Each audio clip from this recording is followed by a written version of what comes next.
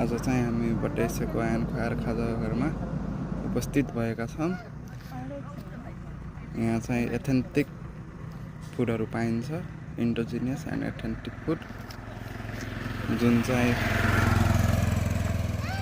तपाईको चितवन खुरखुरे पर्साभन्दा हल्का माथि खुरखुरे भन्ने ठाउँदेखि दाहिनेपट्टि कठार भन्ने ठाउँमा स्थित रहेछ। यो चाहिँ अगाडिको बाटो। हाम्रो होटललाई चाहिँ यसरी चिन्न सक्नुहुन्छ, केराबारी अगाडि उपस्थित छ।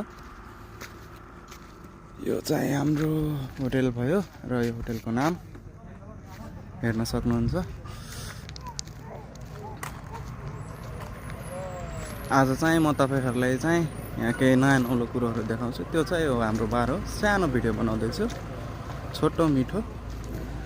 आज चाहिँ म कसरी हामीले चाहिँ एसियन स्वाम्प इल पोन्डलाई कसरी हामीले क्लिन अप गर्छौं भनेर म तपाईहरुले सो अप गर्छु है। यो चाहिँ हाम्रो भ्यू हो। हामीले चाहिँ यहाँ क्याम्प फायरदेखि लिएर तपाईको फिशिङ सबै हाम्रोमा अभाइलेबल छ। हाम्रो चाहिँ अलि इन्डोजिनियस टाइप नै छ, पुरानो जमानाको भिन्टेज भनौँ न, बनाउनै त्यस्तै खोजे हो।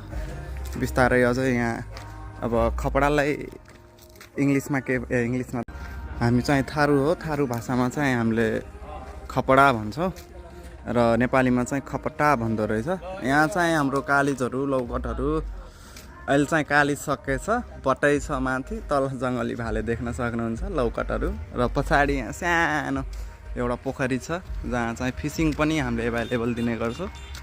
आउन सक्नुहुन्छ, भिजिट अस। म अघि हजुरहरूलाई भन्दै थिएँ नि, आज चाहिँ हामीले अन्धोबामको पोखरी सफा गर्नेछौँ।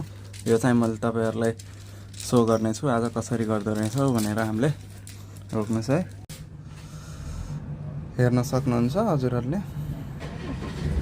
पहिला चाहिँ प्राचीन कालमा चाहिँ हाम्रो थारू समुदायले चाहिँ यो चाहिँ खोजी खानुहुन्थ्यो, किनकि यसमा चाहिँ धेरै विशेषताहरू हुने गर्छ। आजको लागि चाहिँ यतिमै म सीमित रहनेछु। ल हस्त है, धन्यवाद सबैजनालाई।